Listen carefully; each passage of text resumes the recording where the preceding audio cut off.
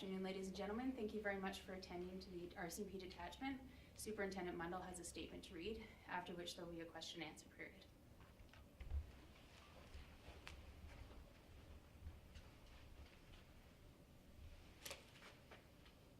Hey, good afternoon, everyone. Thank you all for taking the time to attend the Kelowna RCMP detachment this afternoon to speak with me. I'm Superintendent Brent Mundell, the officer in charge of Kelowna Regional Detachment.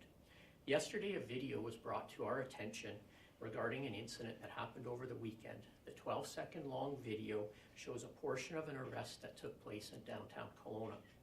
I would like to take this opportunity to provide further context surrounding the arrest and the actions taken by our officers. On May 30th, just before 6:30 p.m., Kelowna RCMP responded to a complaint from the public of a man who allegedly appeared intoxicated in a vehicle that was in a parking lot in the 200 block of Bernard Avenue in downtown Kelowna. When frontline officers attended, they located a 30-year-old Kelowna man inside a vehicle. He appeared to be intoxicated and was uncooperative with police.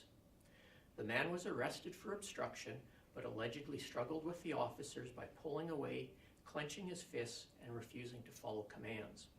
Because of the difficulty in safely bringing the man under control, the officers requested a third member attend the scene.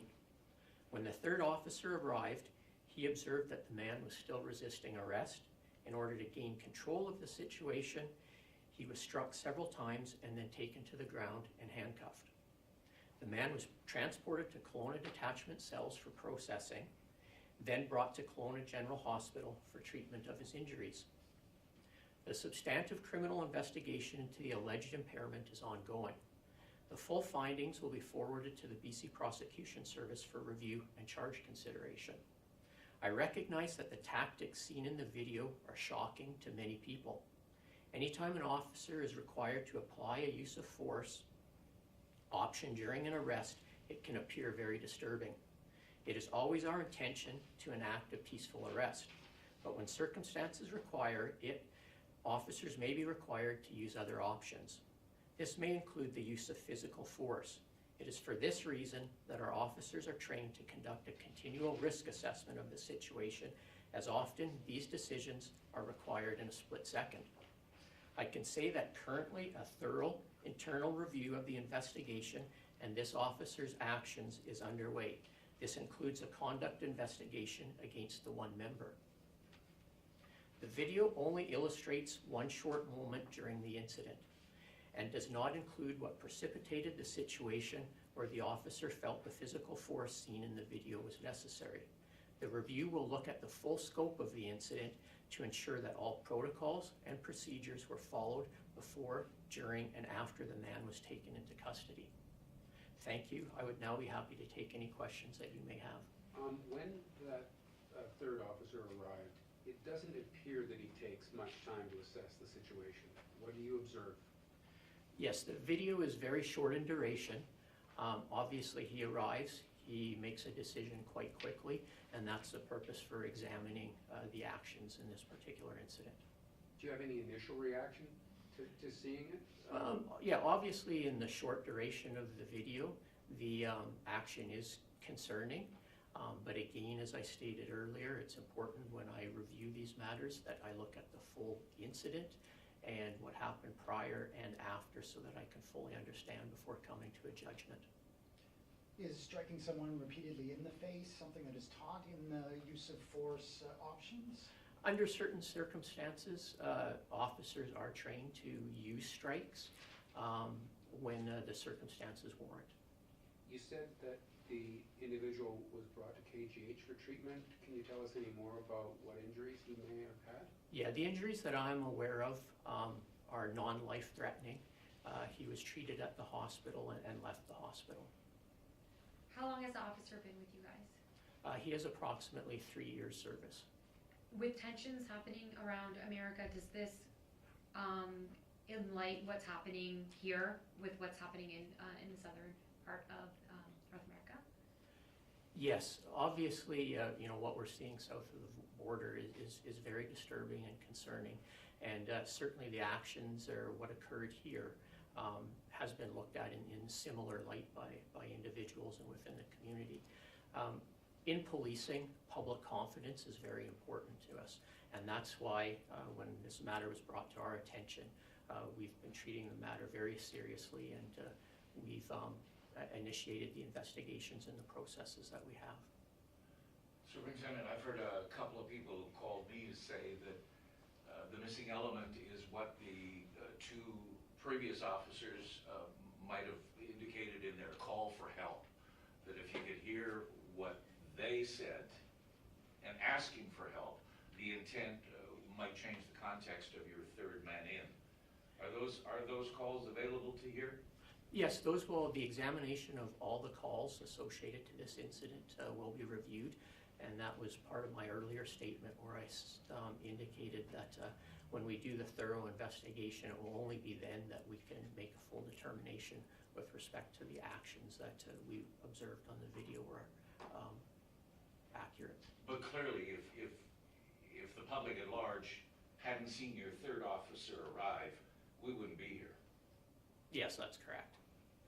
What sort of track record does this detachment have in terms of complaints of excessive force and that sort of thing? Do you have any sort of benchmark?